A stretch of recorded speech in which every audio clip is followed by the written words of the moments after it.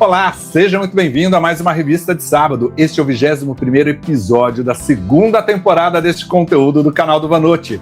Daqui a pouco você confere os bastidores da N Sports nessa Copa do Mundo e analisamos a audiência do jogo Brasil contra Haiti. Tem o novo Você Decide, as audiências das novelas e também o olhar do Júnior Guesla para a novela Quem Ama Cuida. Chegou ao seu 30º capítulo. A Ana Giardini traz como dica a série Cabo do Medo e o Valfredo Júnior traz uma entrevista com Silvia Bravanel sobre o Sábado Animado. Ela está se despedindo do programa. Aproveite que só estamos começando para deixar o seu like, compartilhar e hypar este vídeo e também fazer a sua inscrição no canal. E claro, comente todos os assuntos da Revista de Sábado. O Domingão com o Hulk estreia neste fim de semana a nova versão do Você Decide. O programa onde o público decidia o final das histórias, marcou época na televisão brasileira e teve, entre outros, Tony Ramos e Antônio Fagundes como apresentadores. Na época, a possibilidade de interatividade com o telespectador a partir do voto por telefone foi considerado algo muito revolucionário na TV. Agora, o Você Decide chega atualizado. A atração será comandada por Luciano Huck e contará com a interação com o público. Além disso, levará ao palco convidados famosos e especialistas ligados às questões exibidas ali nas histórias para um debate sobre a trama. A votação para a escolha do final da história será sempre realizada pelo site do G-Show com aqueles internautas cadastrados. O Você Decide, do Domingão com o Hulk, tem o roteiro do Nelito Fernandes e do Leonardo Lana e a direção artística de Paulo Silvestrini. De acordo com os autores, as histórias não apresentarão nem vilões, muito menos mocinhos. Afinal, a ideia é colocar o público diante de grandes dilemas do cotidiano. As obras são de ficção, é claro, mas a maioria foi inspirada nos noticiários.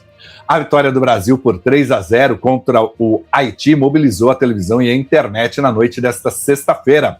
Globo e SBT disputaram a audiência do torcedor na TV aberta e a Cazé TV no YouTube. Os dados preliminares apontam para um resultado que reforça a força da televisão. Entretanto, deixam bem claro a presença cada vez maior do digital. Com o segundo jogo do Brasil na Copa do Mundo, a Cazé TV ultrapassou a marca dos 33 milhões de inscritos, recorde mundial do YouTube.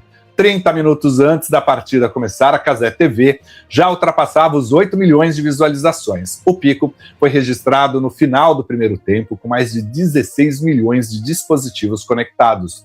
Globo e SBT apostaram alto no jogo Brasil e Haiti.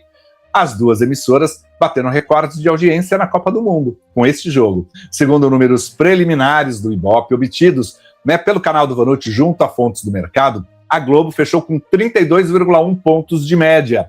Isso representa 49% do público do horário na Grande São Paulo. Já o SBT ficou com 7,9 pontos e 12,1% de participação. Na faixa do jogo, o streaming marcou 12,8 pontos, o que significa que representa ali 19,5% do público. A Record, que cancelou a edição desta sexta-feira da Casa do Patrão, atingiu 1,4 pontos. A média consolidada do jogo no SBT deve ser alterada no momento da sua publicação. Isso porque o compartilhamento com a N Sports pode mexer com os dados do minuto a minuto que passam por uma auditoria antes da publicação final. Na segunda-feira, quando saem os dados oficiais do Ibope, as audiências do jogo do Brasil e de todas as partidas da sexta até o domingo serão publicadas no canal do Vanucci. E já que o assunto é Jogo do Brasil, na Copa do Mundo, o Valfredo Júnior foi conferir os bastidores da N Sports, que detém os direitos e tem o SBT ali como parceiro. Vamos conferir. Fala, amigos do canal do Vanucci. Invadimos a N Sports, o canal oficial que está transmitindo a Copa do Mundo. E eu estou aqui no estúdio do Giro Copa com a Luísa e com o Gerson. Boa noite. Boa noite, gente. Tudo bem, Jóia? Boa noite. Tudo jóia. Queria agradecer por vocês nos receber tão bem. E o Giro Copa ele é uma ideia, uma idealização da Luísa, que já apresenta o Giro na programação da N Sports? Era o Giro N Sports mesmo, né, que se transformou em Giro Copa, antes num formato diferente, também de segunda a sexta ali, para trazer as principais notícias, né, então por isso esse nome mesmo ali, para ser rapidinho, né, as principais notícias do esporte. Mas não está sendo rapidinho durante a Copa. Agora não, agora é quase 1h30, né, basicamente aí de transmissão, um pouquinho antes dos jogos, um pouquinho, né, pra você, mas a gente trazendo os detalhes ali, né, trazendo histórias também desses jogos da Copa do Mundo. E o Gerson, foi um grande presente para você que é narrador aqui da casa? Demais, né? Acho que cobrir uma Copa do Mundo, de alguma forma, estar inserido numa Copa do Mundo é sempre muito importante, interessante, é o sonho de qualquer pessoa. Luísa como narradora, eu como narrador, e tendo o Galvão fazendo os Jogos do Brasil, por exemplo, na mesma casa que a gente fala o nosso chefe, e abrir a transmissão para ele chegar depois, então é algo pra gente vai ficar marcado e já sentindo esse clima de Copa do Mundo. Sobe a trilha, já arrepia, é algo bacana, trazendo também essas movimentações, é algo bem legal.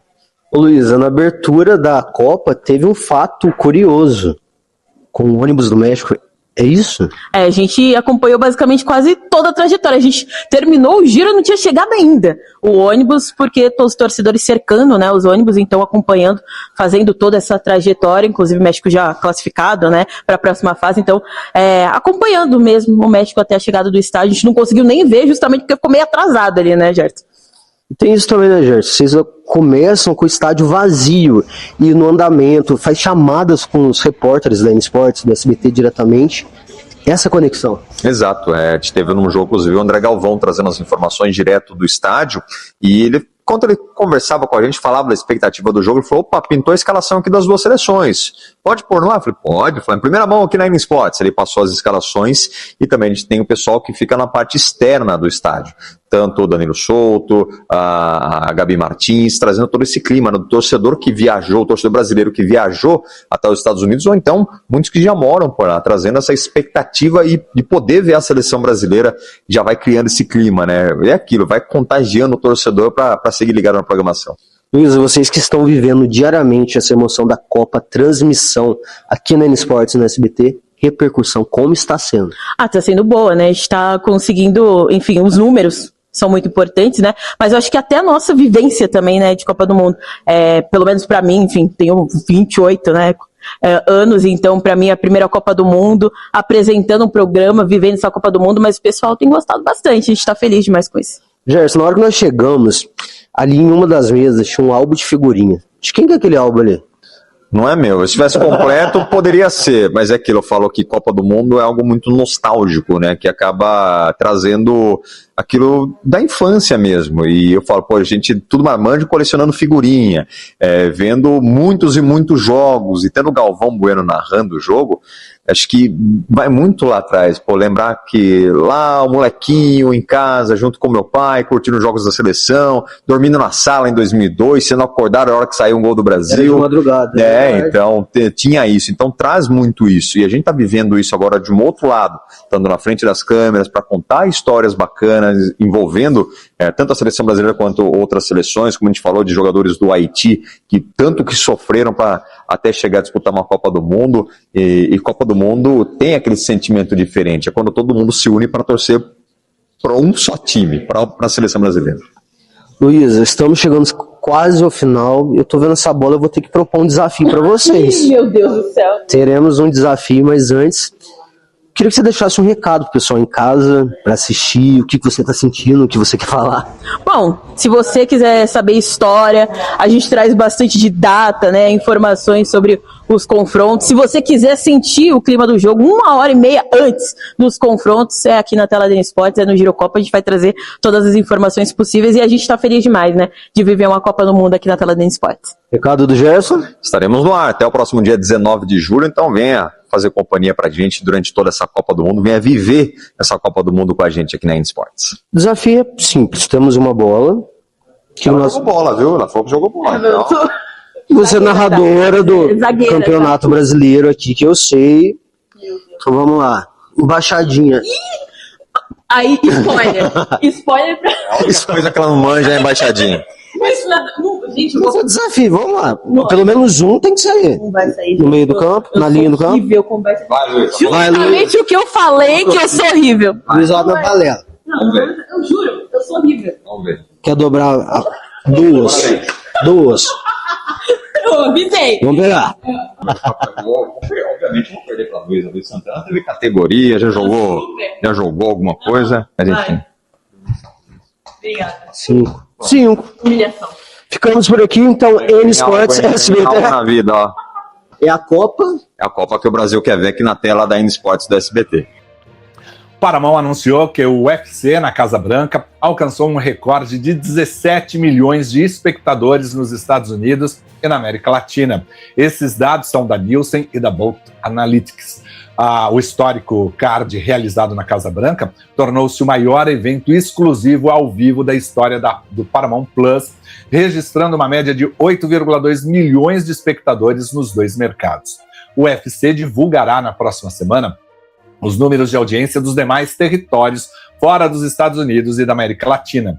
O UFC na Casa Branca foi transmitido exclusivamente pelo Paramount Plus nos Estados Unidos, no Brasil e na América Latina, sem a cobrança adicional de pay-per-view.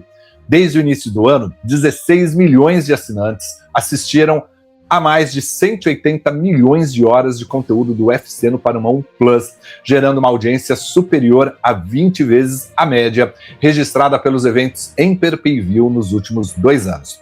O UFC na Casa Branca foi o 6º grande evento dentro do acordo de 7 anos entre a UFC e a Paramount Plus. O alto comando do SBT comemora o crescimento de audiência de A História de Joana a Virgem.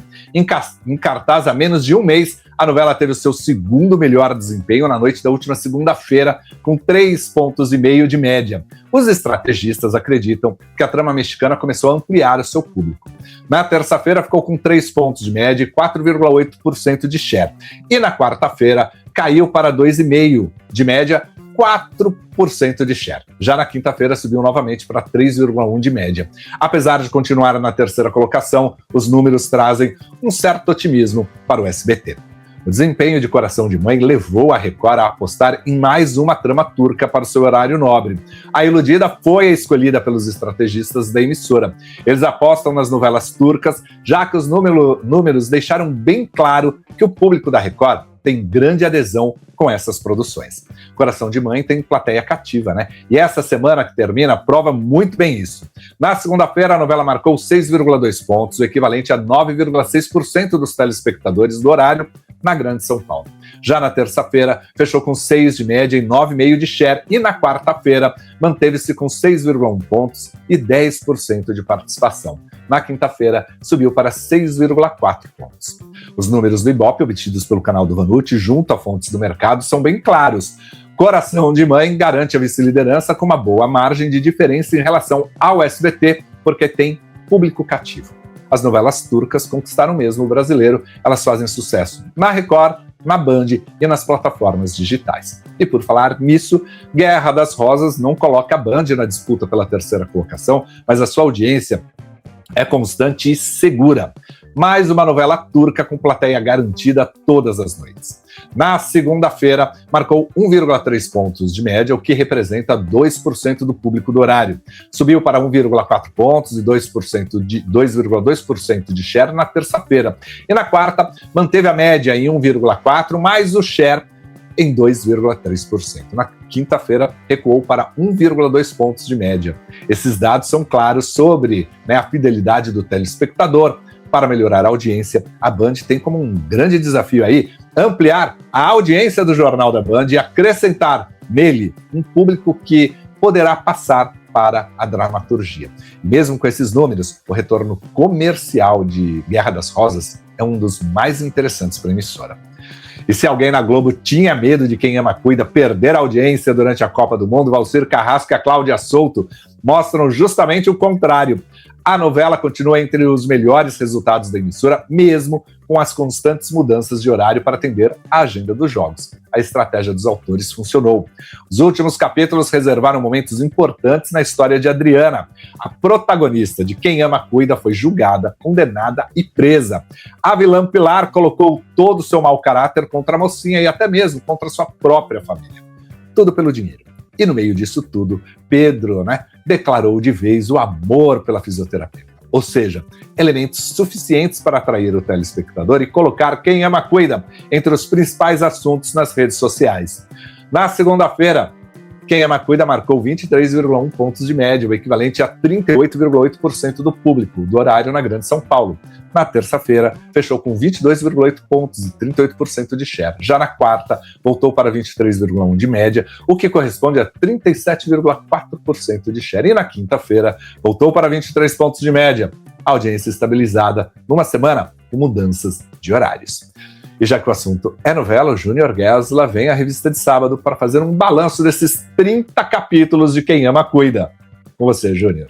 Alô, Vanucci, alô, amigos do Revista de Sábado, bora falar sobre Quem Ama Cuida, novela de Valcir Carrasco e Cláudia Souto, que está pegando fogo, não é? Com as suas grandes reviravoltas e acontecimentos. Olha, eu acho que, de uma forma geral, o mais importante a falar sobre Quem Ama Cuida é que o começo desta novela, para mim, ele já é bem mais promissor que o começo de Terra e Paixão, que sofreu várias alterações no curso da sua história e ainda assim conseguiu terminar em grande estilo, pelo menos para aquele público que acompanhou a novela. Foi uma das últimas que conseguiu alcançar vários dias 30 pontos de média, né? Não sei se vai ser o caso para Quem Ama Cuida, acho muito difícil chegar a 30 pontos novamente, mas eu acho que o ponto principal é que a gente tem um dramalhão tradicional de folhetim, um dramalhão quase mexicano no horário das 9 da Globo, mas com aquele tempero de novela brasileira que a gente ama tanto. A maneira com que se desenrola a história da Adriana e o sofrimento pelo qual ela passa, que é um sofrimento sem fim na primeira fase da novela, principalmente nos ajuda a ter aquela sede de que ela volte se vingando de todos aqueles que lhe fizeram mal durante toda a trajetória. É algo que a gente já viu parecido na novela do Valcir, O Outro Lado do Paraíso, né, que teve uma importância muito grande, marcou com a frase "não imaginam o poder que é estar de volta", né, que a Bianca Bin solta com a sua personagem Clara naquela época, e é algo semelhante que a gente vai ver com a Adriana, trazendo momentos muito catárticos para todos nós que somos fãs de televisão, somos fãs de novela. O mais importante, acho que é isso, é ter essa consciência de que nós vamos ter um movimento muito forte na direção de uma novela que vai ser construída até janeiro do ano que vem, portanto tem muito tempo pela frente, mas ainda assim, pelo que se vê até aqui, temos personagens carismáticos, histórias interessantes de acompanhar e uma coisa que eu sempre elogiei muito em novelas como Tieta, por exemplo. Um elenco um pouco mais enxuto, mas todos têm alguma ligação com Arthur Brandão. Todos, de alguma forma, estão relacionados com esse personagem de Antônio Fagundes, que é quem movimenta a trama. E essa ausência de núcleos paralelos, na minha visão, ela ajuda também a manter a história sempre em primeiro lugar e, com isso, faz a gente ampliar o interesse por entender o que vai acontecer nos próximos meses aí. Mas quem sabe realmente o que vai acontecer é só Valcir Carrasco e Cláudia Souto e o público também que vai mandar na novela a partir de determinado ponto. Espero que vocês tenham gostado do vídeo de hoje. Segue a Revista de Sábado aqui no canal do Vanucci. Eu agradeço o Júnior e você já sabe como encontrá-lo, né? Diariamente ele está na Rede Guesla, o seu canal aqui no YouTube. Oi, Vanucci! Oi, pessoal da Revista de Sábado! Quero falar pra vocês hoje de uma série que a cada semana tá lançando um episódio novo. Não é a série perfeita pra maratonar, mas já são 4 episódios lançados no Prime Video, serão 10 ao todo. Tava esperando ver como é que ia ser, porque ela lançou no comecinho de junho, e eu acho que vale muito a pena vocês colocarem na sua listinha. Por quê? Dentre os produtores, que são vários, então nós temos Martin Scorsese, Steven Spielberg e Amy Adams, que inclusive é uma das atrizes principais dessa história, junto com Javier Bardem, que é o personagem principal, que interpreta Max Cord, um ex-presidiário, já conta um pouquinho da história dele, e Patrick Wilson, super famoso por toda a série The Conjuring, que é super sucesso aqui no Brasil. A série ela é baseada num livro americano de um suspense psicológico, que fez muito sucesso, já virou filme na década de 60, e agora vem nesse formato de minissérie muito, muito bem construído. A história é a seguinte: Max Cord, que é o Javier Bardem, ele foi condenado e ficou 17 anos preso por ser acusado de ter matado a sua esposa. Na época do julgamento, Ana, que é interpretada pela Amy Adams, foi o seu advogado de defesa, e dentro do julgamento, o julgamento não chegou até o final, ela conseguiu um acordo onde ele ficaria na prisão pro resto da vida, mas não teria pena de morte. E o promotor, o Tom, que é o Patrick Wilson, participou também desse julgamento e o Max Cord ficou preso por 17 anos. Bom, eis que a série justamente começa quando a amante, ex-amante no caso, né, de Max Cord, comete suicídio e revela numa carta de que na verdade foi ela que teria assassinado a esposa do Max. E o Max é solto. E aí que começa todo o suspense psicológico, porque existe um mistério entre Ana e Tom, que depois do julgamento se casaram, né? Pensa, defesa e promotoria casados. E existe mais algum mistério de alguma coisa que eles fizeram e que a princípio o Max não sabe. Mas ao que tudo indica, o Max volta muito próximo de toda a família da Ana. E a Ana, com sérias preocupações, porque ela provavelmente sabe muita coisa que ela fez e que a gente ainda não sabe, acha que o Max veio para realmente se vingar da sua família.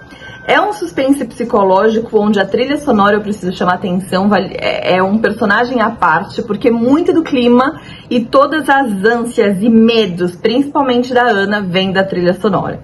Muito bem construída, já são 4 episódios lançados, todos eles bem eletrizantes, onde você vai ficando com vários questionamentos sobre quem está envolvido com quem, sobre o que a gente está vendo, e vale muito a pena você pôr na sua lista. Então, assista os 4 primeiros episódios, e aí toda sexta-feira você vai atualizando ali a sua agenda, é um só, cada dia, 1 horinha, dá pra você colocar na sua agenda. Espero que vocês gostem e até o próximo sábado. E o Globo vai aproveitar as férias de julho para estrear a 22ª temporada de DPA Detetives do Prédio Azul. Este tem o subtítulo A Profecia do Portal. Nos novos episódios, um acontecimento inesperado envolvendo um portal mágico promete movimentar a rotina do Prédio Azul e levar Mel, Zeca e Rock a embarcarem em uma jornada repleta de mistérios e de descobertas. Enquanto tentam esconder os fenômenos cada vez mais estranhos, né, que começam a surgir ao seu redor, o trio se depara com novos desafios e com a ameaça de um novo vilão que promete colocar à prova toda a habilidade investigativa. A série DPA, Detetives do Prédio Azul, é considerada um dos maiores sucessos do segmento infanto-juvenil do audiovisual brasileiro. E no próximo sábado, Silvia Bravanel deixa o comando do Sábado Animado. Ela vai se afastar da televisão para concorrer nas próximas eleições. O SBT já escolheu os novos apresentadores, como a gente viu, como a gente mostrou durante a semana aqui na coluna do Vanucci. Agora, o Valfredo Júnior traz pra gente um novo bate-papo. Um bate-papo com a Silvia Bravanel, uma das filhas de Silvio Santos, apresentadora do Sábado Animado. Confira. Vanucci, eu vim trazer o seu beijo para a Silvinha. Eu sempre te encontro em momentos importantes, como foi a inauguração do último cenário, no Troféu Imprensa, que você veio buscar os troféus, e hoje que você está passando o bastão.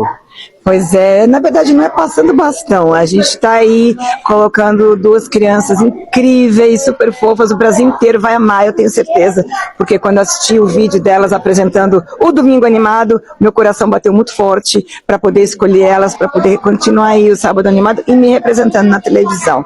A gente não pode nunca dar certeza de nada, né? Então, a gente espera aí dia 4 de outubro, às 5 horas da tarde, eu vou poder dar certeza para vocês. Mas eu tenho certeza que eles vão estar representando e vão continuar levando o melhor para a criançada e para a família brasileira. O mais interessante é que você está entrelaçado mais uma vez a duplas de crianças. Sim. E vem bem quentinho mais uma vez? Bem quentinho, porque começou, né, com o Yudi e Priscila, que continuam no meu coração, moram no meu coração. O Yudi, assim, é meu filhote aí, que eu chamo, até hoje eu chamo ele de filhote. A Maizinha também, que fez dupla com eles, fez um trio maravilhoso, enfim. E a criança é isso, né, eles têm que estar sempre um puxando o lado, e o Bom Dia e Companhia realmente sempre teve essa coisa de criança em dupla. Então a gente não pode tirar essa história dos infantis, né. E essa nova missão? A Silvia está preparada? Como que chega Eu estou me preparando dia a dia, porque não é fácil a gente ter um pulo aí na vida adulta, né? Que eu falo que eu estou saindo das calças coloridas, da roupa colorida, do lacinho na cabeça, para colocar um terno, para pegar uma pastinha, para ter uns assuntos mais sérios. Mas eu continuo seguindo o meu caminho de mãe, sou mãe atípica e vou continuar fazendo esse trabalho muito forte aí pelas mães, pelas famílias atípicas do Brasil. Então eu tenho certeza que Deus está me preparando a cada dia para pisar mais firme aí por esse Brasil. E antes da gente ir embora, o Johnny apareceu depois de 5 meses. Como assim? O Johnny, graças a Deus, apareceu aí. Eu deixei todo mundo em polvorosa, deixei a casa inteira assustada, porque eu não falo, né, essas coisas para as pessoas não assustarem. Criar cobra é muito legal, é um bicho diferenciado, é um pet diferenciado. Se as pessoas não sabem, muita gente está falando que eu tô criando cobra porque eu sou carente. Não, mas é um pet não convencional. Então é um animal muito legal para você ter em casa, é legalizada, graças a Deus, eu posso mostrar a documentação para quem for. Mas o Johnny estava desaparecido há 5 meses e aí agora apareceu e eu estou muito feliz, está bem, graças a Deus, de saúde, está ótimo, maravilhoso. Eu convido quem quiser para ir lá em casa pegar o Johnny, inclusive a Lavínia. Queria te agradecer o espaço, o momento. Podemos rodar mais uma vez. Da última vez eu ganhei 2 mil. Você deixa o recadinho? Ganhei. Deixa o recadinho, gente. É isso. Todo mundo. Essa é a roleta mais desejada. Depois do Roda Roda, a roleta mais desejada do Brasil. Todo mundo que entrava aqui no cenário do Sábado Animado ou do Bom Dia e Companhia sempre teve o sonho. Continue assistindo aí o Sábado Animado para você ver todo mundo rodar essa roleta, inclusive você. Pode fazer inscrição e também rodar essa roleta para você. Vai lá.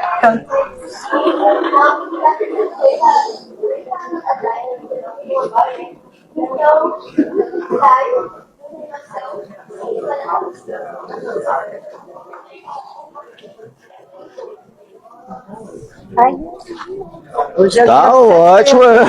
Mais uma vez. dia de 700. Então, tchau, gente. Tchau.